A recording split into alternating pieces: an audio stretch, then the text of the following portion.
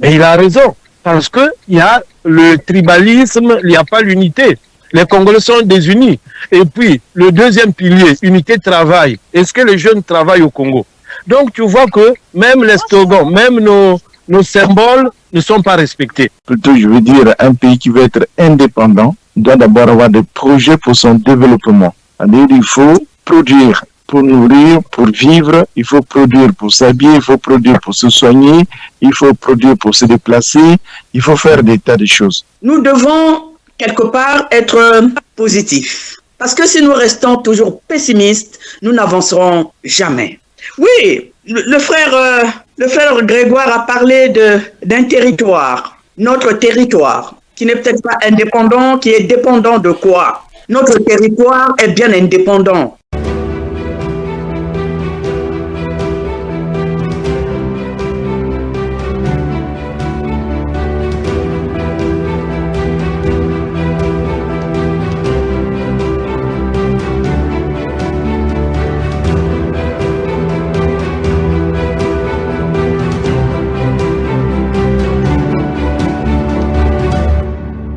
Bonsoir, chers auditeurs et chères auditrices de la radio Bakambi. Vous êtes en compagnie de M. Kayus Ebeleme, l'animateur et fondateur de la radio Bakambi. Et vous aurez aujourd'hui Mme Opou qui se trouve au Congo, M. Kaino et pour peu de temps, M. Sosten Miamalat qui lui est sur la pointe des pieds en train de partir. Mme Opou, bonsoir. Bonsoir Kayus, bonsoir en tout cas. C'est un bonheur qu'on puisse encore se retrouver, surtout en ce jour du 15 août. Jour de l'indépendance du Congo-Brazzaville. C'est vraiment un bonheur de pouvoir être là encore parmi nous. Merci beaucoup. Bonsoir, Monsieur Kaino. Bonsoir, Monsieur Kayus. Bonsoir, les amis qui nous écoutent. Nous, la radio Bakambi. Bonsoir tout le monde et bienvenue sur la radio Bakambi. Voilà, c'est le recommencement, je veux dire. C'est-à-dire que nous allons reprendre nos émissions. Et vous allez encore nous écouter sur notre antenne. Merci d'être avec nous. Merci, M. Gaïno. M. Miamalat, bonsoir et peut-être bonsoir bientôt. Au revoir. Oui, merci bien. Bonsoir, Clément Gaïno, à la reine, Denis Opou, la seule et unique reine. Yes! Merci. Merci beaucoup. Aujourd'hui, nous sommes le 15 août 2025. Moi, je suis du côté de Orléans. On a du mal à capter. On a du mal à vous capter, monsieur. On a du mal. Merci, vous êtes en déplacement. Au sein que vous êtes du côté de Orléans, vous êtes parti en vacances. Je le disais, on est aujourd'hui le 15 août 2025. 2025, ça marque le 65e anniversaire. Ça devrait marquer le 65e anniversaire de l'indépendance du Congo. D'aucuns disent que c'est une indépendance déguisée en néocolonisation. D'autres disent que c'est une néocolonisation moderne avec des agents locaux, mais en tout cas, c'est la fête de l'indépendance, sans polémique. Monsieur Gaïno, vous qui êtes avec nous, Madame Opou, vous continuez avec nous aussi, vous deux, nous allons commencer par Monsieur Miamalat qui est en train de se déplacer. Monsieur Miamalat, le 15 août marque les 65 ans du Congo. Est-ce que pour vous, c'est un anniversaire qui mérite d'être fêté? 65 ans, mais ça c'est âgé, c'est ça. Les 65 ans, le Congo était un individu. Aujourd'hui, il aurait 65 ans. Mais un individu de 65 ans, c'est un individu mature. C'est un individu qui a une expérience, qui a vécu. Mais déjà, c'est un pays, le Congo n'a pas d'expérience. 65 ans après, le Congo n'a pratiquement rien fait. Il faut comparer un peu comme la Mauritanie a des pays par rapport au Congo qui sont bien avancés. Mais parce que le Congo n'a il y a des coupures, hein, Cause. Oui, tu prends des nous avons combattu pour obtenir cette indépendance. Ensemble pour le Congo. Le Congo n'a jamais connu ça, comme les Algériens, comme les autres pays qui peuvent être appelés nation. Le Congo n'est pas encore une nation parce que l'indépendance, soi-disant indépendance, lui a été donnée, accordée comme ça par le général de Gaulle. Nous sommes toujours sous le joug colonial, surtout économiquement. D'accord. Donc pour vous, il fallait quand même fêter malgré le fait qu'on soit sur le joug. Madame Opou, vous qui êtes sur place au Congo, comment se sont déroulées les fêtes et comment vous appréciez le 65e anniversaire, de cette indépendance? qui pour certains n'en est pas une parce qu'elle a été octroyée. On ne sait pas, il paraît-il que les pères fondateurs ne se sont pas battus pour créer le Congo. Le Congo n'a pas besoin de ça. Le Congo est un pays, le Congo Brazzaville, là, je parle, est un pays béni des dieux. On n'avait pas besoin de se battre pour ça. Aujourd'hui, oui, il y a la fête. En tout cas, j'ai reçu de tout le monde la chanson bien connue, Indépendance Cha-Cha. C'est tout le monde qui m'a envoyé ça de partout. Ça venait. On sent la fête, au fait. On n'est pas obligé quelque part d'être dans les boîtes pour sentir la fête. Mais dans les réseaux sociaux, j'ai senti que les gens étaient dans cette fête-là. Après, chacun fête à sa manière. Et chacun voit les choses à sa manière. Pour moi, personnellement, quand on dit 65e anniversaire de l'indépendance, tant mieux, quelle que soit la manière que nous avons eu cette indépendance. Mais on l'a eu quand même. Maintenant, c'est à nous de pouvoir utiliser cette indépendance comme cela se doit ou comme nous voulons que cela se fasse. Les gens, ceux qui étaient là, il ne faut pas oublier, comme disait le général de Gaulle, la France n'a pas d'amis, la France n'a que des intérêts. Bon, la France sauvegarde ses intérêts, ça c'est autre chose. A-t-elle le droit de garder ses intérêts? C'est une question qu'il faut se poser. Maintenant, c'est à nous aussi, quelque part, de faire avec les intérêts de la France que nous aussi, nous ayons nos intérêts, que nous défendions cette indépendance. C'est une bonne chose que nous l'ayons octroyée, sans violence. Il faut se féliciter d'ailleurs. On n'a pas besoin de violence chez nous pour tout ça. Les Congolais, nous sommes des Bantous. Les Bantous ne sont pas violents, les Bantous ne sont pas dans la violence. C'est pour cela que ça a toujours été comme ça. Je pense que 65e anniversaire, ça nous donne le temps de réfléchir d'où on vient, où on va et qu'est-ce que nous allons faire par la suite au fait. Jusqu'aujourd'hui, qu'est-ce qu'on a fait? Qu'est-ce qui reste à faire? Comment, avec qui il faut le faire? Mais ma foi, il faut se poser de bonnes questions pour trouver de bonnes réponses. Mais il est tout à fait normal qu'on puisse fêter le 65e anniversaire de l'indépendance du Congo-Brazzaville. C'est une date mémorable qui restera dans l'histoire de notre nation. Merci beaucoup, M. Gagnon. 65e anniversaire. Indépendance cha-cha-cha, comme on dit, hein, on l'a eu, on l'a gagné ou on l'a mérité. Peu importe les mots, comme dit Mme Opou et comme le dit M. Sosten, il faut les fêter. Ça aurait été une personne, on aurait soufflé le gâteau. C'est un État, on souffle le gâteau.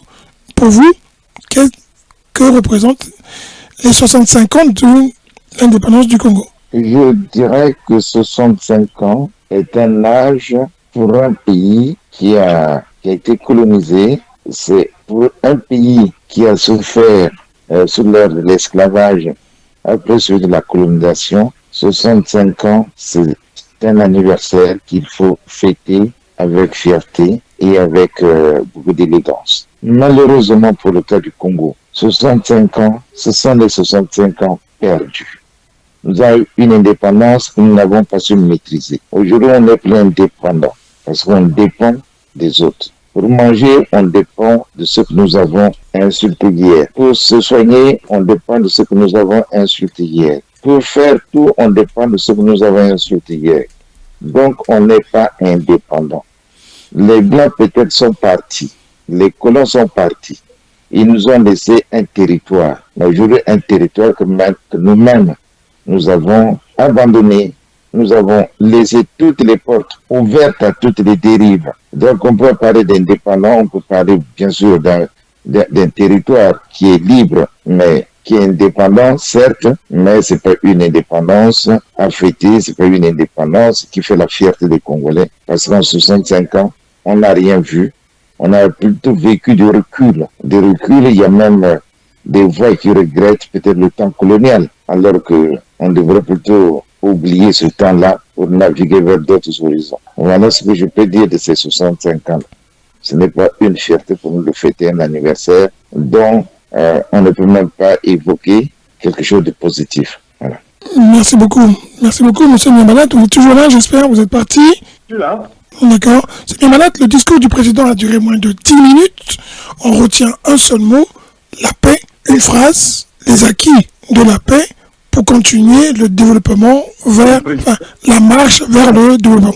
C'est la phrase, c'est cette phrase qui fait parler, couler d'encre. Pour vous, aujourd'hui, 65 ans, on retient comme mot la paix pour les Congolais avec tous les problèmes qu'ils connaissent. Oui, mais c'est la paix. Mais ça prouve à suffisance que le président est épuisé. Il a tellement réchauffé ses discours qu'il ne sait plus sur quel pied danser. Ce n'est que normal, c'est une suite logique. Le président n'avait rien à offrir. Même là, il a fait des efforts de dire, puisqu'il n'y a rien à proposer. Les élections se pointent à l'horizon. Le pays ne marche pas, il n'y a pas l'eau, il n'y a pas d'électricité. Vous avez vu que le président n'a même pas abordé le côté social des choses, le côté économique. Il n'a parlé que des permis-seulement. Allons seulement. La marche vers le développement, c'est ce que le Congolais appelle allons seulement. Et donc, c'est pour dire qu'on a tourné en rond. C'est un discours, il fallait s'y attendre. En tout cas, pour moi, il n'y a rien, il n'y a eu rien. Je suis sorti avec zéro. Comme je suis venu, je l'ai suivi, je suis sorti pareil. Donc, ni déçu, ni content. Parce que je savais, après mon temps, je savais que c'est ce qui allait se passer. Parce qu'il est au bout du problème qu'il a enfoncé. Donc, il n'y a rien de nouveau derrière le soleil. Merci. M. Gaïno, le discours du président, il marque un tournant, c'est une continuité. Je ne sais pas si vous avez remarqué, mais apparemment, le costume, et puis la cravate et la pochette sont apparemment les mêmes depuis à peu près 3 ans. Hein. C'est le même style, c'est une couleur voulue, le Congo c'est vert, jaune, rouge, le président est toujours en costume un peu foncé noir, enfin foncé, je dirais du bleu foncé, je pense, et puis cravate rouge, c'est la même chose. Est-ce que pour vous, c'est un discours conformiste, standard, c'est juste, il fallait faire un discours, et puis c'est tout, quoi. Vous avez parlé de la tenue. On dit toujours qu'on reconnaît, l'habit ne fait pas le moine, et pourtant on reconnaît le moine par son habit. Donc, ce président qu'on appelle Swat, qui s'habille comme les jeunes d'aujourd'hui, ne révèle rien, ne montre rien de ce qu'il représente pour le pays. Et à ce titre-là, même ses propres discours se ressemblent. Il répète les mêmes choses depuis des années, parce qu'il n'a rien à dire. Il n'a rien à proposer au peuple congolais. Il ne peut faire un bilan parce que son bilan est négatif depuis plus de 44 ans. Donc, il ne voit même pas là où il va. Qu'est-ce qu'il va dire aux Congolais? On ne prend même pas de la peine de l'écouter. Je ne sais même pas, quand vous regardez, si on peut faire l'estimation des Congolais qui l'ont écouté, je crois que vous ne trouvez même pas 30% des Congolais qui l'ont écouté. Parce qu'on sait que c'est du bruit pour rien. C'est-à-dire que c'est comme si vous entendez des enfants qui jouent dehors, ça n'attire pas votre attention. Donc, ce discours n'attire l'attention de personne. Il parle pour lui-même. Il ne sait même pas. Je pense que c'est quelqu'un qui parle et qui oublie ce qu'il a dit. Donc, ça n'a pas d'importance. Alors, que peut-on dire? Est-ce qu'il n'y a pas de votre part ou de votre analyse de la mauvaise foi? Ceux qui vous écouteront et qui supportent le président trouveront que vous faites la mauvaise foi. Ceux qui trouveront que je fais la mauvaise foi pourront peut-être m'apporter des éléments convaincants d'un discours d'un chef d'État. Parce qu'il faut savoir, un discours doit être structuré. Il faut savoir qu'est-ce que je veux dire dans ce discours. Qu'est-ce que je n'ai pas encore dit, qu'est-ce que je propose. Nous sommes on a atteint l'âge de 65 ans. Mon pays a atteint l'âge de 65 ans. Imaginez-vous un homme qui a 65 ans, ce n'est plus un jeune, c'est pas un adulte, c'est un vieillard presque. Donc, ceux qui vont croire qu'on ne trouve rien, ils pourront nous montrer dans ce discours quelles sont les orientations politiques et économiques et qu'est-ce qu'il dit de l'insécurité quand il parle de la sécurité. Mais la sécurité pour le peuple congolais, est-ce qu'elle existe? Comment on peut être en sécurité lorsque vous avez des bandes de voyous qui matraquent les gens, qui tuent les gens, vous voyez, c'est incroyable. Et il a le courage de parler de sécurité. C'est incroyable. Bon, alors que va-t-on dire de l'économie lorsque vous avez des retraités, des gens qui ont 80 ans, qui travaillent dans la fonction publique. Vous avez des gens qui ont 70 ans, qui travaillent dans la fonction publique sans aucun texte. Alors que le fait de partir à la retraite, c'est une règle, c'est une loi qui a été votée par l'État. Il y a un décret du président qui permet aux gens, après 70 ans, de continuer à travailler sur certaines conditions votées par le président. Bon, je ne sais pas, mais le décret du président de la République qui met des jeunes en chômage, qui n'a aucun intérêt, puisque les vieux qu'on laisse dans la fonction publique ne sont pas là pour encadrer. Dans certains pays, on demande aux gens qui ont l'expérience de retravailler pendant un court temps avec des heures bien limitées pour reformer les jeunes, pour reformer les gens qui sont là. Mais là, chez nous, ces vieillards qui travaillent forment qui? Personne. Pendant ce temps, les jeunes qui ont appris, ben, ils sont au chômage. Donc, vous voyez qu'on n'a même pas la planification. Ils ne nous présentent même pas un projet de formation des cadres. Combien de cadres nous manquent? Dans quel domaine il nous manque des cadres? D'accord. On va écouter Mme Opou sur ce sujet. Mme Opou, vous avez écouté M. Guéino et M. Miambalad, mais je vous rappelle que M. Miambalad, il est de l'UPADS et membre de la diaspora. Vous avez M. Guéino qui est un analyste, mais aussi engagé. Puis vous êtes sur le terrain, vous êtes actif, vous avez été ancienne maire de Angamaba, c'est un filou, si je ne me trompe pas. Mme Opou, est-ce que ce n'est pas aussi vrai que quand on écoute le président, on s'attend à une grande nouvelle, on s'attend à un espoir, mais là on avait un tableau qui dépeint la crise, et dire que la crise, on ne peut pas s'en sortir parce que dans le monde entier, la crise est là. Ce soir, il y a un grand événement qui est la rencontre Poutine-Trump, ou plutôt Trump-Poutine selon l'endroit, puisque c'est Trump qui reçoit sur son territoire, on rappelle, et cet événement va marquer l'histoire, et le 15 août risque d'être aujourd'hui pour les Congolais une date historique en fonction de l'extérieur plutôt qu'au sein du Congo. Peut-être que le président, je vais m'arrêter là, aurait pu prendre l'occasion pour libérer les prisonniers, pour marquer le départ d'un nouveau septennat, je ne sais pas si c'est 5 ans je crois, d'un nouveau mandat parce qu'on sait qu'il va être candidat. Est-ce que le 15 août, 65 ans, on ne marque pas l'histoire? Et est-ce qu'il a marqué l'histoire dans son discours? En tout cas, les discours, de toute façon, comme disait le président Sarkozy, les promesses n'engagent que ceux qui les écoutent. Bon, s'il fallait tenir des discours et faire encore des promesses, on allait dire encore la même chose, que des promesses, et pas, voilà, après, il n'y a pas d'effet, il n'y a pas de suite. Bon, mais, vous savez, comment dire ça déjà? Nous devons, quelque part, être positifs. Parce que si nous restons toujours pessimistes, nous n'avancerons jamais. Oui, le frère Grégoire a parlé d'un territoire, notre territoire, qui n'est peut-être pas indépendant, qui est dépendant de quoi? Notre territoire est bien indépendant. Si nous avons la mauvaise gestion, le tort nous revient, mais nous sommes bien indépendants. Parce que c'est la gestion de l'État, ce ne sont pas les Français, quand on parle des colons, ce ne sont pas les colons qui gèrent notre État, c'est nous-mêmes. Alors, dans notre gestion, si nous avons des failles dans notre gestion, le tort nous revient. Effectivement, si les gens regrettent les temps coloniaux, pourquoi pas? Les gens, sûrement, avaient des avantages pendant les temps coloniaux, ils pensent. Ils pensent avoir eu des avantages. Mais s'ils avaient des avantages, pourquoi ils avaient demandé l'indépendance? Il fallait rester comme les Antilles. Les Antilles aujourd'hui, voilà quoi, ont gardé la France, voilà quoi, ils sont pas indépendants, ils sont pas, comment on appelle ça déjà? Ils sont pas indépendants, ils sont attachés à la France jusqu'aujourd'hui. Ce sont des territoires d'outre-mer. Les gens vivent mieux. Ah voilà, les territoires d'outre-mer. Est-ce qu'ils vivent mieux? Est-ce qu'ils sont mieux? Aujourd'hui, ils sont en train de demander aussi leur indépendance. Je crois que s'il y a des failles, l'indépendance y est. On ne va pas regretter d'avoir une autre indépendance. Mais c'est à nous de solidifier notre indépendance dans notre manière de gérer notre territoire. Le territoire n'appartient pas qu'à ceux, on va dire, un petit groupe au pouvoir. Non, le territoire appartient à tous les Congolais. Et moi, quand actuellement je suis à Brazzaville, je vois comment est-ce que effectivement les Congolais, dans leur manière d'être, essaient de sauvegarder leur territoire. Après, il y a des problèmes de pouvoir d'achat, bien sûr. Il y a d'autres problèmes. Et même dans les pays développés comme la France, il y a toujours des problèmes. Il y a des sans-abri là-bas. Est-ce pour autant que la politique n'est pas bien faite? Bon, ben, je prends juste quelques exemples. Hein.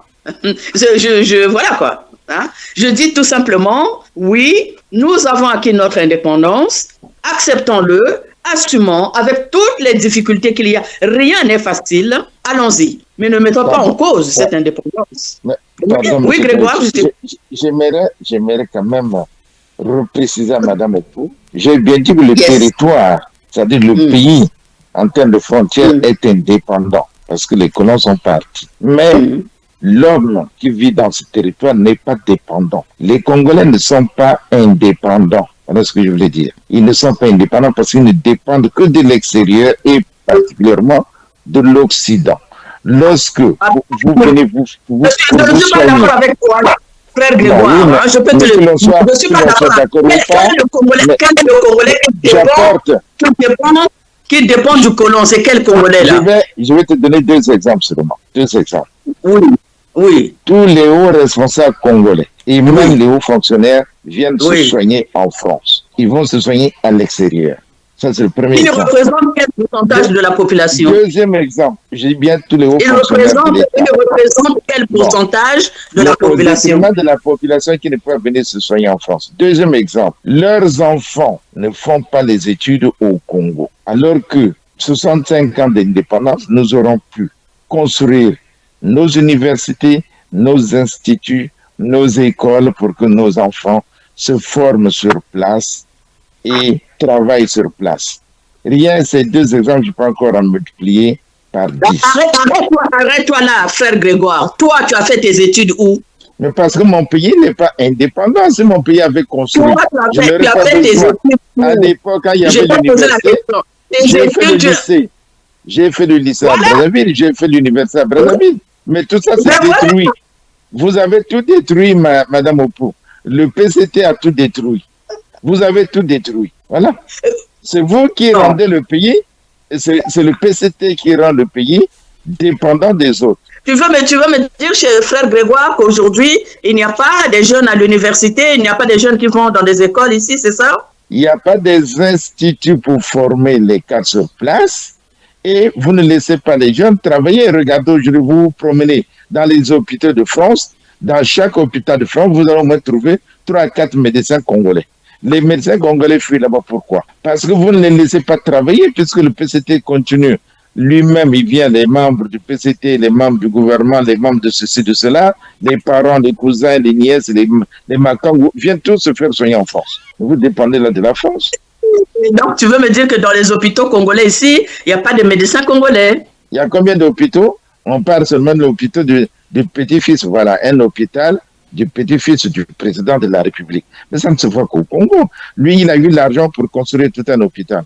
C'est une clinique privée, monsieur Gagné. C'est pas un hôpital, c'est une clinique privée. Clinique privée, mais il a eu l'argent pour construire une clinique privée qu'il a équipée de cette manière. Il travaille où? Bon, il me dit que c'est un héritier quand même. Il est héritier d'un papa président. C'est une mauvaise chose d'avoir une clinique privée. Toi, le frère Gaïno, tu vois l'argent de l'État.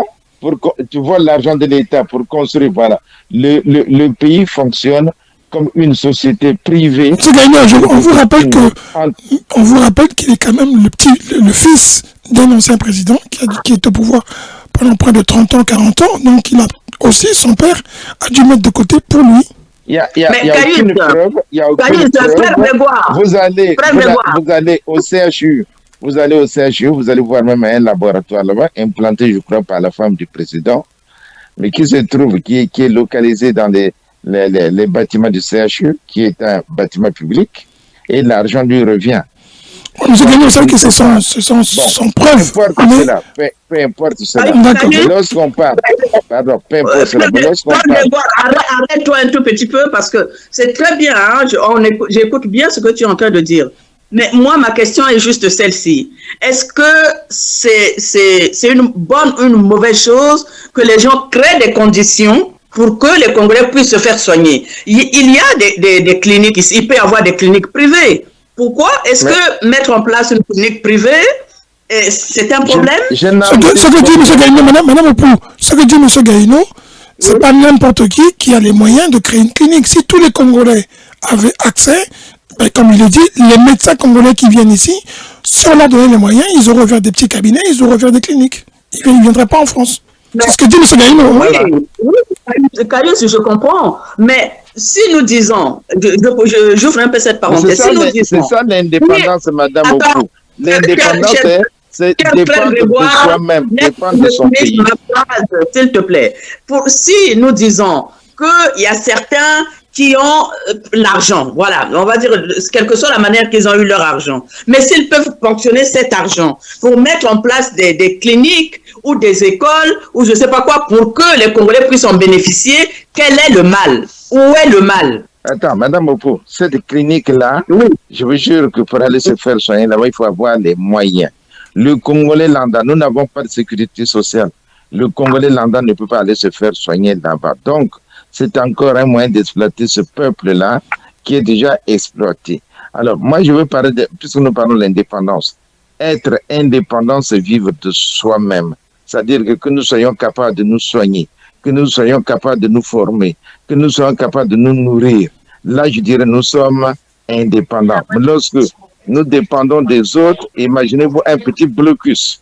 Si aujourd'hui on vous dit, voilà, le Congo est bloqué pour ceci, rien qu'en 3 jours, les Congolais vont commencer à mourir de faim et de tout.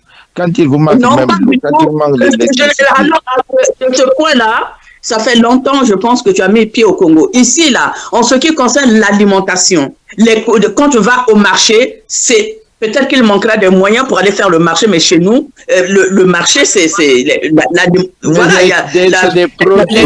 On va laisser monsieur.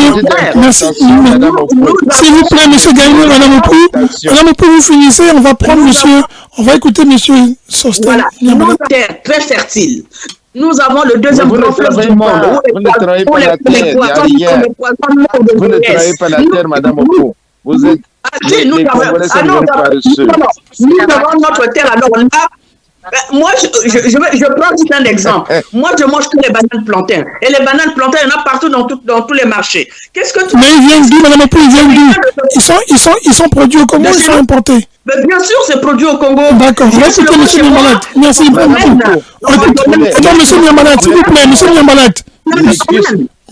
Monsieur Niambalat. De poulet, vous les importez. La viande, vous importez. Monsieur Niambalat, vous qui êtes agronome,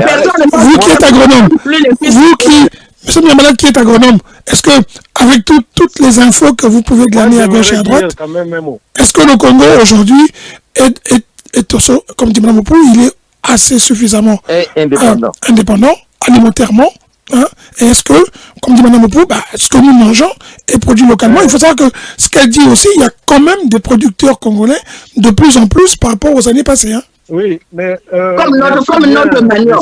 Monsieur Caius et Bélébé. Oui. Mais ce qu'on dit, on est en train de tergiverser. La situation réelle est telle que un monsieur de 65 ans qui toute sa vie va de famille en famille en train de solliciter l'aide, en train de pour ses enfants, en train de toujours de commander. Est-ce que à 65 ans il sera respecté? Je pense pas. Mais au-delà de tout ça, on parle de l'indépendance. Notre devise, c'est laquelle? Quelle est la devise du Congo? Le premier mot, c'est l'unité. Est-ce que les Congolais, 65 ans après, ils sont unis? Parce que tout ce qui se passe là, même quand on parle de Bongo Junior, qui a une clinique, mais ce sont les conséquences de manque d'unité. Si on était unis, je crois que l'enfant de Bongo Junior n'allait pas construire peut-être sa clinique dans ces conditions-là. Pourquoi? Il allait peut-être... Non, peut-être dans ces conditions-là. Et les gens, parce que les gens n'allaient pas chercher où il a eu l'argent. Mais si les gens parlent, la question de mon confrère Grégoire Gaïno, mais il a raison. Parce qu'il y a le tribalisme, il n'y a pas l'unité. Les Congolais sont désunis. Et puis, le deuxième pilier, unité de travail. Est-ce que les jeunes travaillent au Congo? Donc, tu vois que même les slogans, même nos symboles ne sont pas respectés. C'est la première chose. Donc, le Congo, ce n'est pas une nation. Raison pour laquelle, quand quelqu'un s'enrichit, il est suspecté. Quand quelqu'un fait quelque chose, il est toujours suspecté. On parle toujours de l'argent de l'État. C'est un voleur. Parce qu'il n'y a pas de sanctions. Parce qu'il y a le népotisme. Donc, ce sont les conséquences. Ça montre que le Congo, même l'indépendance, on parle, c'est pour amuser la galerie, mon frère. Est-ce que les gens qui n'ont pas d'électricité, les gens qui n'ont pas de l'eau, ils ont l'indépendance, ils ont la paix, parce que la paix aussi, c'est lié à ces choses-là. D'accord, mais est-ce que vous pensez qu'aujourd'hui, au point de vue alimentaire, monsieur Niambalat, c'est agronome, point de vue alimentaire, est-ce que le point de vue alimentaire, ce que dit Mme Opou est faux? Il y a aujourd'hui de plus en plus d'agriculteurs locaux. Non, allô? Oui, vous disiez? Allô? Oui. La question, j'ai pas suivi la question. Est-ce que oui ou non, on a de plus en plus d'agriculteurs locaux, donc il y a plus de produits qu'il n'y en avait avant, et on importe moins? Mais ça, c'est une réalité, puisque la population n'est plus la même. Ça va de pair, ça va de soi avec la démographie. Donc, on ne peut pas comparer en ces termes-là. l'autosuffisance alimentaire ne se compare pas par rapport à la production, parce que hier, on produisait 20 tonnes, aujourd'hui c'est 50 tonnes, donc nous sommes autosuffisants. Non, c'est loin de là. Le problème, c'est organiser la production par catégorie. Et pénurie, quelle est la demande? On cherche qu'est-ce que les Congolais veulent, mais le Congo n'est pas autosuffisant. C'est vrai, il y a plus en plus des initiatives, mais ce sont des initiatives isolées et désordonnées, parce que après les gens ne savent pas. Même FIGA, vous voyez que FIGA a des problèmes. Le fonds de soutien à l'agriculture, mais lesquels ont bénéficié de ça. Et là, vous dites que non, le Congo travaille. Pendant ce temps, il y a des ministres. Il y a des ministres qui ont pris 30 bœufs, qui devraient rembourser, ils n'ont jamais remboursé. 25 bœufs. Il y a eu 800 bœufs qui ont disparu dans la nature. Et vous dites que l'agriculture marche au Congo, là où le lait, il y a des enfants qui ne boivent pas le lait, là où... mais il y a plein d'exemples. Et puis, c'est des produits saisonniers. On dira qu'on est autosuffisant et on produit mieux lorsque toute l'année, on aura les mêmes produits. On aura des endroits de conservation, on aura des endroits de production, une chaîne de l'Est à l'Ouest. Mais c'est pas aujourd'hui, vous avez les pommes de terre à Djambala, pendant que celui qui est à Mossandio n'a jamais vu la pomme de terre. Vous dites qu'on a l'agriculture florissante, mais dans les slogans, oui, mais sur les faits, non. Et puis, dans un pays normal, c'est pas au chef d'État de produire le lait ou bien la vache, c'est pas son rôle. Le chef d'État, il est déjà tellement occupé qu'il devrait s'occuper de la régulation, des problèmes de contrôle, raison pour laquelle on ne sanctionne pas les gens, parce que lui-même, il fait encore l'agriculture. C'est pas son domaine. On voit des ministres avec des bœufs. Ils voulaient essayer de copier au Cameroun, mais au Cameroun, c'est pas comme ça. Au Cameroun, c'est pas comme ça. Ça, c'est aux paysans. Voilà un peu ma réflexion. On produit un peu plus, mais pas suffisamment. Pas suffisamment. La misère est toujours là, il n'y a pas d'unité, il n'y a pas de travail. Oui, moi, il ajoute quelque chose que je réfute au fait. Quand on dit que les Congolais ne travaillent pas, moi, je crois que vous sous-estimez un peu les Congolais. Vous savez, ça, c'est notre défaut, nous, les gens de la diaspora. Il faut aussi qu'on se regarde dans le miroir. Non, Madame Opou, je ne vous laisse pas dire ça. Personne n'a dit que les Congolais ne travaillent pas. Dans mon argumentaire, je n'ai même pas parlé de la paresse. J'ai parlé de la démographie et de la production qui va avec la démographie. Il y a 50 ans, on était moins d'1 million. Si on produisait quelques tonnes, mais maintenant là, on est 6 millions. On a doublé la production, on l'a triplé. Et c'est dans quel secteur? C'est ça mon problème. J'ai jamais traité les Congolais de paresseux. Ceux qui sont paresseux sont les dirigeants. Ce sont les responsables. Je voulais juste un exemple. Par rapport à ce qu'a dit Sosten a pleinement raison. Non, mais pardon, mais elle a parlé là, moi je reprends que je m'arrête là. Ce que nous disons, nous parlons là de l'indépendance. Donc, ça veut dire que, comme nous avons fêté 65 ans, nous devons montrer en quoi cette indépendance est véritablement réelle. Mais lorsque nous sommes en train de dépendre toujours des autres, c'est ce qu'on dit. On n'a pas dit que les Congolais ne veulent pas travailler, mais faut-il encore des projets? Mais quand on constate, le PCT a appris aux Congolais seulement à danser, à aller applaudir les responsables politiques pour avoir 2000 francs pour pouvoir passer la journée. Vous savez que le militantisme, normalement, c'est un acte volontaire, c'est bénévole. Mais maintenant, on vous paye quand vous allez à des réunions. Mais voilà, Madame, pour ce qu'on dit que finalement, au lieu de pousser les jeunes Congolais vers le travail, par exemple l'élevage des poulets, l'élevage des cochons, de tous ces animaux-là, manger bio ce que nous produisons chez nous. Mais c'est l'État qui doit encourager ça. Mais on ne voit pas ça dans le discours. Tu as vu là? Qu'est-ce que nous avons mis? À l'époque, même sur Maringouabi, il y avait ce qu'on appelait action de rénovation rurale. C'est-à-dire qu'on avait pris des jeunes pour aller travailler dans les régions, tout ça, tout ça. Ça n'existe pas. On fait des discours autosuffisance alimentaire en l'an 2000. Sommes-nous autosuffisants en 2025? Laissez Madame Opou parler, que vous avez pris la parole. Vous avez pris la parole. On revient à vous. Madame Opou, c'est vous qui avez la parole. M. Gaïno, quand il parle, il ne s'arrête pas. Voilà. Non, mais c'est bien. Il pose des vrais problèmes. Mais quand on pose des problèmes, il faut aussi des solutions, vous savez. Moi, je suis quelqu'un qui pense que nous ne devons pas toujours laisser tout aux mains de ceux que nous disons, ceux qui gèrent l'État. C'est tout le monde, c'est tous les Congolais, y compris nous, vous, tout le monde qui est dans la diaspora. Nous devons apporter notre savoir-faire. Toutes les idées, nous devons aussi les apporter. Nous devons mettre en place des projets. Et ici, quand on regarde l'Afrique de l'Ouest, par exemple, l'Afrique de l'Ouest est développée par qui? C'est par sa diaspora, hein? Au niveau que la diaspora qui est au niveau international. On la laisse faire. Le poids ne pèse pas seulement sur ceux qui sont là et qui gèrent le pouvoir. Un. Deux, ici, par exemple, vous parlez des denrées alimentaires. Ici, notre denrée alimentaire que les gens consomment le plus, c'est le manioc. Et il y en a plein chez nous. Il y en a tellement plein chez nous. C'est pas question de saisonnier, hein. Et s'il y en a plein chez nous, c'est que les gens se débrouillent pour avoir leur agriculture, avoir tout ce qu'ils ont. Cependant, ce sont des choses qu'il faut développer. Je suis tout à fait d'accord. Mais c'est tout le monde qui doit apporter sa contribution pour qu'on puisse développer notre pays. Ne comptons pas sur qui que ce soit. Apportons des initiatives. Tenez, hein, venez voir le musée à ciel ouvert. Demandez à Ndjon quand il a vu le musée à ciel ouvert. Ça fait partie de la culture, ça fait partie de notre apport. On n'a pas attendu que quelqu'un vienne quelque part pour nous dire venez. Les beaux discours du PCT, venez. Là, vous faites la même chose, mais la diaspora est là. Mais on a vu des ministres venir ici soi-disant. Je voulais aussi dire ceci. Quand on parle des Congolais, ou des Africains, on a toujours tendance à dire oui, les Africains passent leur temps à danser. Vous savez, s'il y a quelque chose vraiment personnellement qui m'a fait bien plaisir quand je suis arrivé, quand j'ai regardé, j'ai vu que les jeunes n'étaient pas dans, comment on appelle ça, dans la tristesse au fait.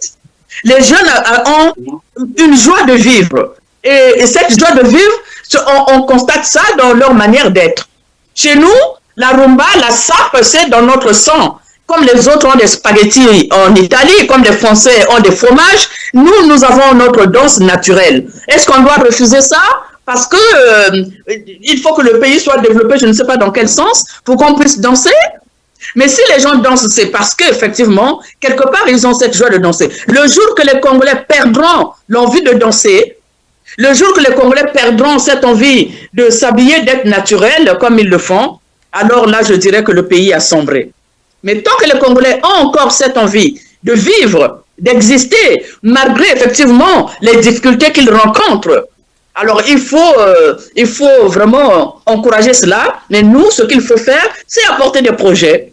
Ma foi, il faut effectivement, là, quelque part, je suis d'accord avec vous. Il va falloir que l'État soutienne des Congolais dans leurs projets pour que les Congolais puissent apporter des initiatives et créer. Parce que l'administration aujourd'hui est saturée. Même les Congolais qui terminent leurs études ne trouvent pas d'emploi. Mais même là-bas, là où nous sommes en Europe, pardon, hein, l'administration est saturée. Donc, il faut pousser les jeunes à créer. Pour pousser les jeunes à créer, il faut des moyens. Il faut que l'État mette en place des moyens pour soutenir les projets des jeunes. Les jeunes congolais sont très intelligents. Ça fait 65 ans que vous dites l'État, on vous demande le bilan. Quel bilan tu fais de ces 65 ans d'indépendance-là? Voilà ce qu'on demande. Ce n'est pas les projets, il y en a, mais 65 ans qu'on fait, qu'est-ce qu'on fait, qu'est-ce qu'on a acquis, quels sont les acquis? Vous avez parlé? Madame Opou. Non, il me demande le bilan. Je vais lui faire le bilan. Oui, après. Tu veux le bilan? C'est Gaïno. C'est Gaïno a coupé le micro. Hein. Non, qu'elle fasse le bilan de l'indépendant pour montrer que nous sommes indépendants. C'est tout.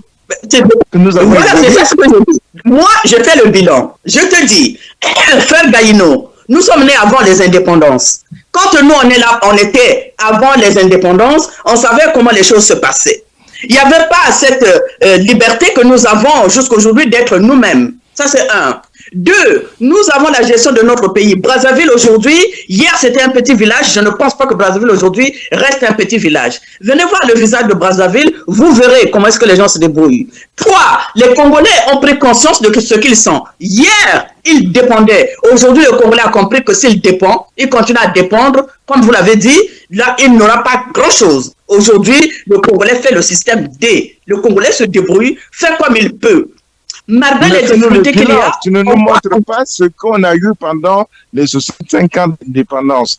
Tu fais là la langue de bois. Je veux savoir, dis-moi, les Congolais sont la liberté d'entreprendre, monsieur. Donne-moi les points précis, là où tu veux savoir. C'est quel point? L'éducation? Bon. Moi, c'est quel point? La santé? Je t'ai parlé de la santé. Je t'ai parlé de la santé. Je t'ai parlé de l'alimentation. Je t'ai parlé de beaucoup de choses. Monsieur Miamad veut parler. Monsieur Miamad veut parler. Je vais vous laisser parce que c'est un débat à deux.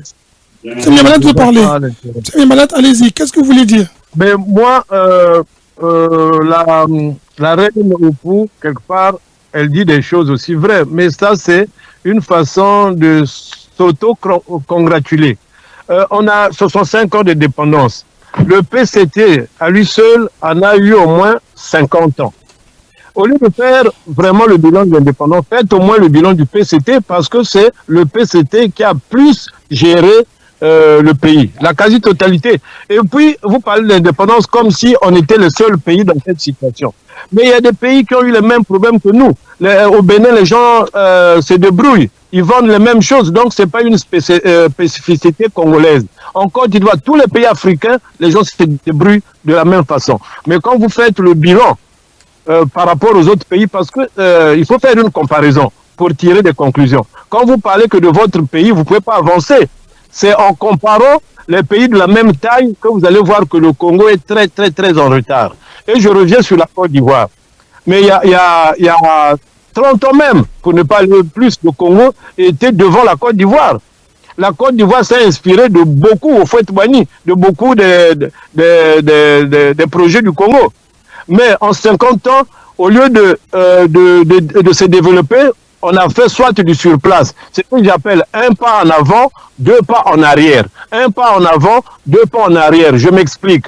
Si vous comparez l'éducation dans le domaine éducatif, l'éducation d'hier et l'éducation d'aujourd'hui, c'est pas pareil. J'ai vu les gens au BPC être contents. Or, le Congo, cette année, le BPC, il y a eu 84% d'admis. Ils étaient contents. La scolarité congolaise reprend. J'ai vu à la télé, là, avant que je ne voyage. Mais moi, ça m'a fait rire. J'ai dit, mais comment ceux-là peuvent s'auto-congratuler pour des phénomènes comme ça? Est-ce que le pourcentage, là, montre la qualité de l'enseignement? Moi, j'ai dit, ne comparez pas le pourcentage des résultats. Mais si tout le monde a triché, si on a donné une matière aux gens, vous aurez le même pourcentage. Vous allez soupçonner les autres et puis on va croire que vous ne croyez pas que les Congolais peuvent aujourd'hui avoir... Comment dire ça? Mais ils peuvent, non, je suspecte. Renverser la tendance. Non, les pourcentages là, c'est pas quand il faut voir aussi la qualité de l'enseignement. Dans quelles conditions les enfants étudient. Mais quand la reine Opu compare, par exemple, à Paris aussi, il y a des problèmes, il y a des difficultés au niveau de l'administration. Mais en France, l'administration n'est pas en faillite. En France, l'administration travaille, trouve des solutions.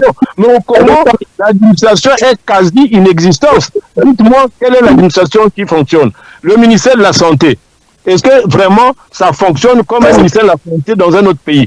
Pour ne pas prendre la France, en Côte d'Ivoire.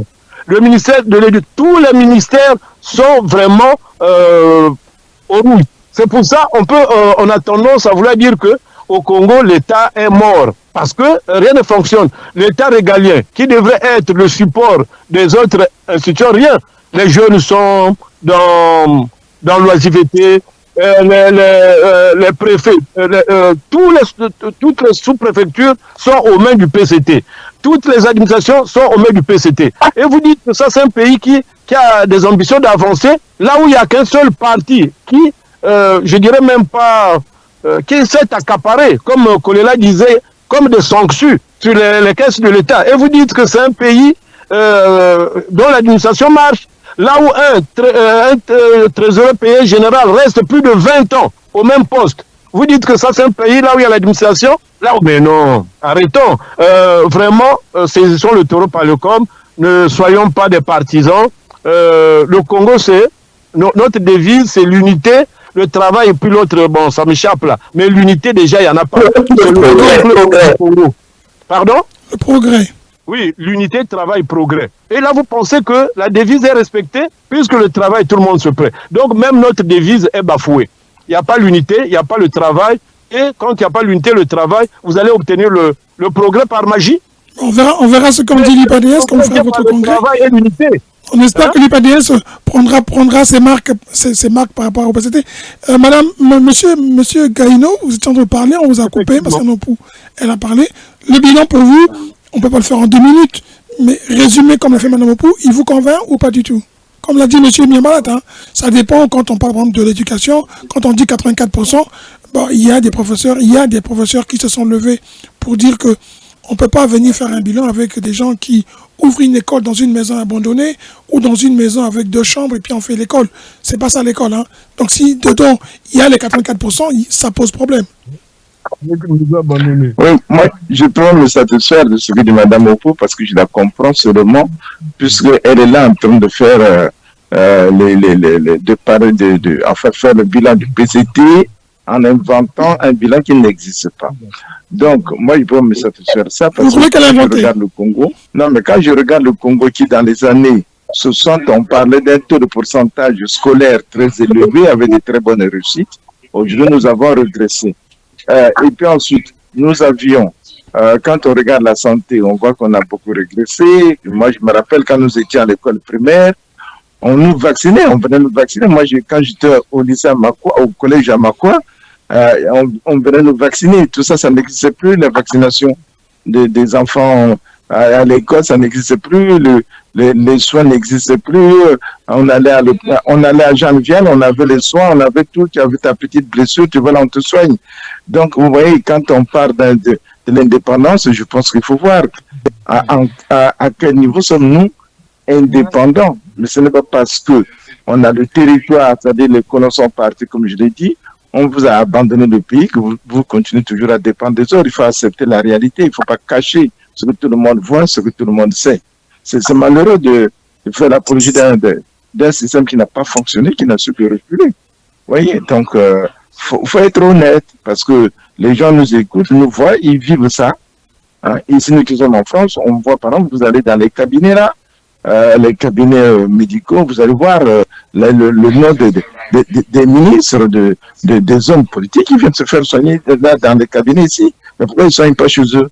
Si on était vraiment indépendant, si on avait une bonne médecine, on n'a pas besoin de payer en France pour payer le billet, venir en France pour se soigner. Vous voulez que je donne des noms? Moi, j'ai des copains qui ont des cabinets qui en parlent. Donc, il faut être honnête. C'est pas la peine de faire la peur de mentir, de dire au peuple non. On n'est même pas capable. C'est pas mentir, mais être dans des arguments. C'est pas le mensonge. Madame Opou, M. Gaïno, il vous tatillonne, il vous tatille un peu. Il est très tatillon. Vous restez très très calme. Ce qu'on peut dire, c'est que 65 ans ont passé, il y a eu des choses qui se sont faites, il y a quand même une fin, une espèce de, quand je dis fin, c'est F-A-I-M, les Congolais ont soif. Monsieur Miamalat? J'ai dit la reine a peur, elle est à l'OFC, c'est normal. Motus, bouche cousue. Attends. Cher frère Guy Sosten, tu connais ta reine. Mais la peur, pourquoi? Nous sommes en train de dire les choses telles qu'elles sont. Votre manière de voir les choses, je la comprends. Attendez, quand le frère Gaïno parle de vaccination, quel type de vaccination tu as reçu? Tu sais ce qu'on te donnait dans ces vaccins qu'on t'a fait? Tu sais ce que tu as reçu de ces vaccins? Est-ce que vous aviez un laboratoire qui vérifiait quel vaccin on faisait faire aux enfants? C'est quoi ça? On nous emmène des vaccins, comme aujourd'hui les gens critiquent les vaccins de Covid, c'est ça même qu'on nous emmenait dans le temps. En fait, j'ai envie de dire, toi aussi tu es dans le regret de la colonisation. Je ne suis pas dans le regret de la colonisation, je vais tout simplement dire qu'avant que les colons arrivent, nous existions. Donc nous étions déjà indépendants avant que les colons arrivent. D'ailleurs, pourquoi on parle de l'indépendance? Nous avons toujours été indépendants et nous avons notre gestion traditionnelle. Nous, on faisait notre gestion à notre manière. Mais attendez, celui qui ne sait pas d'où il vient ne sait pas où il va. Nous, notre vie n'a pas commencé quand les colons sont arrivés. On parle de l'indépendance comme si notre vie a commencé. Avant les colons, on existait comment? Je ne fais pas le bilan. Je n'ai pas envie de faire, comment dire ça? Je ne suis pas en train de défendre un bilan quelconque. Je suis en train de dire tout simplement, je suis en train de parler de comment nous existons aujourd'hui. C'est tout. D'accord. On écoute M. Gaïno 2 minutes. Pardon, Caïs. Très vite, parce que M. Une petite précision. Une petite précision, s'il vous plaît. Je vais dire ceci. Comme a dit Sosen, après l'indépendance, avant le PCT n'arrive au pouvoir, nous avions Chakona, nous avons l'usine de Kisundi, nous avions l'usine qui fabriquait les cahiers, nous avons les cimenteries, nous avons beaucoup de choses que le PCT a détruit. Mais là, on pourrait dire que voilà le bilan. Ils vont vous dire qu'aujourd'hui, il y a la SNPC, il y a la SWOG, il y a la CORAF, ils vont vous donner aussi des noms de sociétés. Et il y a aussi des manquements, on est d'accord. Mais voilà, donc, quand on fait un bilan, on dit, bon, par exemple, si on fait le bilan après l'indépendance, je veux dire que nous avons eu Chakona, nous avons eu Kisundi, nous avons eu ça. Voilà, c'était au profit du peuple congolais. Moi, je dis tout ça à cause de cette mauvaise gestion de PCT. Vous avez tout détruit pour rendre les Congolais dépendants des autres. Il faut le dire. Vous avez tout détruit. Nous, quand on était jeunes, on a pas les cahiers. Madame Opou et M. Gaïno, vous monopolisez la parole. Monsieur Miambalat, comme ça on va finir très parce qu'on est en train d'aller vers la fin, ça fait 1 heure. Monsieur Miambalat, est-ce que pour vous, quand on parle de 65 ans, le bilan est tellement négatif que ça balance du côté négatif, ou on peut aussi quand même de bonne foi, parce que l'UPADS est quand même, de certaine manière, aux affaires. Vous êtes le parti majoritaire de l'opposition, avec rang de chef de ministre d'État, on vous donne ce statut-là quand même, c'est que vous accompagnez aussi le PCT. Alors, vous, si vous siégez à l'Assemblée, il y a quand même du positif. Pour vous, ne demandez pas à Mme Opou seulement de donner le positif. Vous, quel est, pour vous, du point de vue de ce qui se passe, il y a un positif. Quel est le positif que vous pouvez vous citer? Mais il y a toujours des choses positives. Quand en agronomie, on dit dans 100% des bonnes graines, il y a souvent 2% d'impureté. Donc, sur toute la ligne, on ne peut pas dire que bon, ça n'a pas marché. Mais alors, disons, le statut de l'opposition qu'on vous a donné, c'est une avancée. Mais le statut de l'opposition, ça ne se donne pas. Ce n'est pas des choses données. Vous voyez des termes. Non, mais qui a été écrit et qui a été mis dans la Constitution et qui vous donne cet avantage-là. Ça a été une avancée. Oui, les termes donnés, donc ça vous fait des complices d'une situation qui devrait être faite dans l'unité. Bref, mais moi je peux prendre l'exemple, la route Brazzaville-Pointe-Noire. C'est quand même quelque chose qu'on peut signaler, même si il a fait 100 mètres chaque année. Il a conçu ça en 50 ans. En 50 ans, donc, il ne faisait même pas 1 kilomètre par année. Non, c'est pas construit en 50 ans, ça a été construit en 5 ans. Arrêtez, pas 50 ans. Mais le PCT est là depuis 50 ans. Donc, on met un bilan, c'est comme ça. Oui, mais il y a eu d'autres présidents. D'accord, vous retenez ça. Oui. Donc, c'est des choses. La route, c'est quelque chose. Bon, les usines. Mais lorsqu'on construit 2-3 usines au détriment des autres usines qu'on a détruites, mais ça s'annule. Plus, moins, après, plus, ça s'annule. Donc, c'est des choses, on peut reconnaître, mais ça a tellement duré. Et ce que moi, je déplore, c'est le manque d'unité. C'est le népotisme. Le reste, on peut donner qu'il y a du positif. Mais je peux prendre le négatif dans le népotisme, la façon de gérer le pays, d'une façon clanique. Ça, c'est très négatif, nocif. Donc, je peux même plus voir le bon côté de la situation. Tant que on ne se remet pas en cause. Dire qu'on est des Congolais à part entière et c'est dans l'unité qu'on doit construire. Si nous croyons que une ethnie seule peut construire le Congo, c'est faux. C'est faux, je mets ma main au feu. Une ethnie ne pourra jamais construire le Congo seul. C'est pas pour rien. Dieu nous a mis avec les 53 ethnies, si je ne me trompe pas, 53 ethnies ou 54. Mais avec 7 grands groupes ethniques ou 12, je sais pas, mais c'est pour notre cohésion. Cette diversité devrait faire notre fierté parce qu'on a besoin de tout le monde. Mais dès que vous écartez les uns au profit des autres, le pays ne peut pas se développer. On a beau vous donner des milliards, vous allez faire du surplace, sinon vous allez reculer comme le Congo le fait actuellement. D'accord, merci beaucoup. On va arriver à la fin de l'émission. Chacun de vous aura 1 minute. Je vous signale qu'il est 21h passé. Ma conclusion, c'est celle-là. Il faut laisser le tribalisme, le népotisme et parler un seul langage parce que l'unité, travail, progrès, c'est ça. Mais les pères des indépendants, c'est eux qui ont donné ces slogans, le drapeau. L'unité, travail, progrès. C'est pas le hasard. On commence par l'unité. Le travail, la devise. Le progrès. Voilà, c'est ça que je veux. Si le Congo va sur cette voie, je suis content et on va décoller. Mais tant qu'il n'y a pas l'unité, le travail, le progrès, on ne va jamais décoller. Ça sera le népotisme. Donc, arrêtons ce népotisme. C'est l'injustice et un pays ne marche pas dans l'injustice. Quel que soit quoi. Vous avez vos beaux-frères, vous pouvez mettre 100 ans dans cette situation, les choses vont toujours éclater. Donc, on est en train de préparer des bombes. Hein? On a des ingrédients pour que le pays explose parce qu'il y a le népotisme. On a les carburants, on a le combustible, donc il ne manque que la flamme, le feu. Le carburant est là, le combustible est là, et la flamme viendra, puisque les conditions sont réunies. Tant qu'il y a l'injustice, les choses ne changeront pas, et le Congo sera toujours en retard. Vous avez vu comment l'état du pays, pourtant on a engagé beaucoup de milliards, mais nada. Parce qu'il y a le népotisme, le tribalisme, le clientélisme, et on ne sanctionne pas. Mais vous avez vu, Ngouabi, au moins à un moment, il parlait de radicalisation. Radicalisation et que l'Onglabino n'a pas le népotisme à bas, le vol à bas. Pour le drapeau rouge, nous vaincrons. Mais c'est ce que Ngouabi disait, parce qu'il voyait que le népotisme, le tribalisme, c'est un danger, c'est un poison pour toute la nation. D'accord, votre conclusion, M. Miamala. La nation n'existe pas encore. Merci. Construisons la nation congolaise. C'est ce que je veux en conclusion. Merci beaucoup. Construisons la nation congolaise sans tribalisme. Merci. Merci. Madame Apou, vous serez la dernière, parce que vous êtes la seule dame aujourd'hui. Madame Miaka n'est pas présente. Donc, on va laisser M. Gaïno parler. Et puis après vous, M. Gaïno, votre conclusion. Ma conclusion est simple. Un pays qui veut vraiment avoir l'indépendance, qui veut être indépendant, doit axer son travail sur, plutôt je veux dire, un pays qui veut être indépendant, doit d'abord avoir des projets pour son développement. C'est-à-dire, il faut produire pour nourrir, pour vivre, il faut produire pour s'habiller, il faut produire pour se soigner, il faut produire pour se déplacer, il faut faire des tas de choses. Mais lorsqu'on est dans le langage, on parle aux gens, parce qu'on a construit une petite route, comme a dit M. Miamala, une route, alors que pour nous, à Brazzaville, c'est une route économique. On aurait dû faire une autoroute, comme on en voit partout, mais il n'y en a pas, on fait une route, et puis après on l'entretient plus.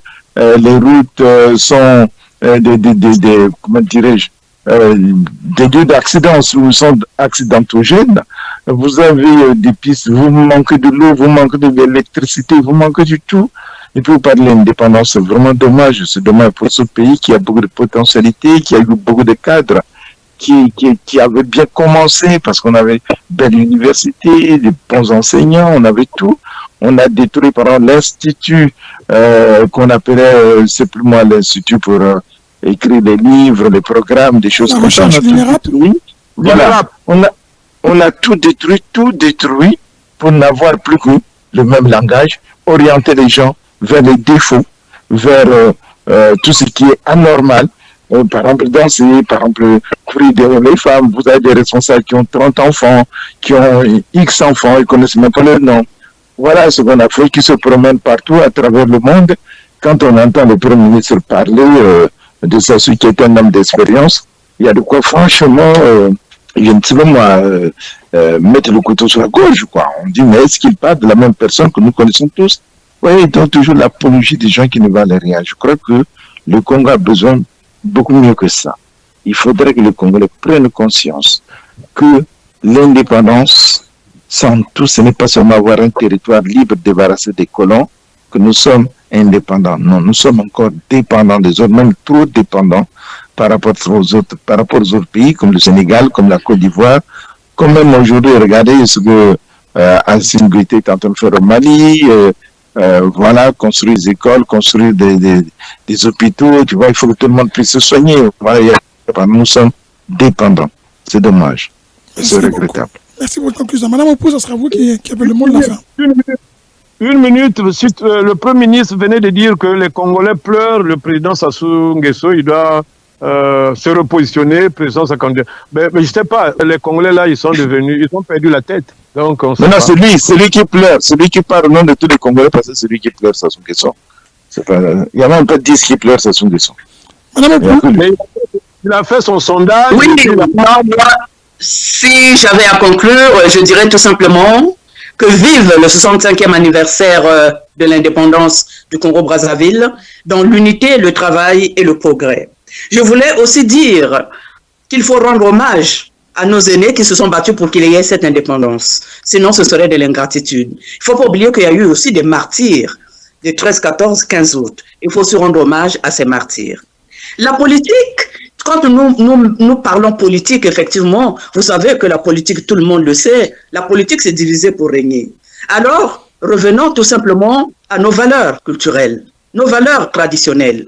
C'est pour cela que je me suis engagée dans le travail traditionnel, dans le travail de la valorisation de nos traditions.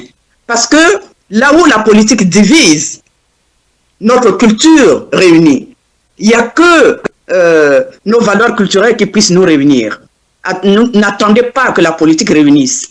Que ce soit au temps de Youlou, Massamba Deba, Mariam Gwabi, je cite, ou le président actuel, hein, c'est pas eux qui ont inventé le fait que dans la politique, c'est tout simplement ça, diviser pour régner.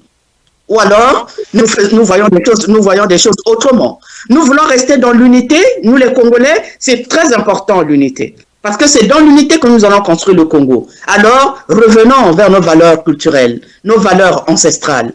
Allons dans ce sens. Mettons-nous ensemble pour développer notre pays. Ce n'est pas une personne qui viendra développer ce pays. Si les Congolais ne se mettent pas ensemble, de réfléchir, mettre en place des projets, construire ensemble, faire comme les autres, au lieu de se multiplier dans des multitudes de religions, s'il y a un pays là où il y a toutes les religions du monde se trouvent, c'est bien le Congo-Brazzaville.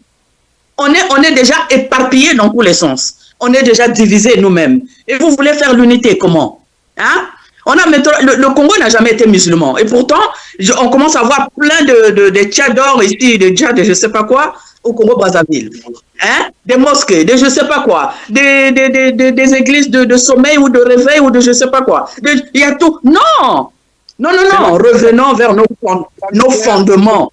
Nos fondements, notre culture, nos valeurs culturelles, il n'y a que ça qui peut nous réunir. Et c'est pour cela que je fais ce colloque au mois de septembre, hein, que j'ai intitulé Sur la route de l'histoire, que tout le monde puisse venir pour qu'on puisse se mettre ensemble et parler le même langage pour construire notre pays dans nos valeurs culturelles. Merci beaucoup. Merci beaucoup. Merci en tout cas à tout le monde. Bonne fête malgré les oppositions. Nous tous, nous sommes quand même heureux de dire que le Congo est indépendant.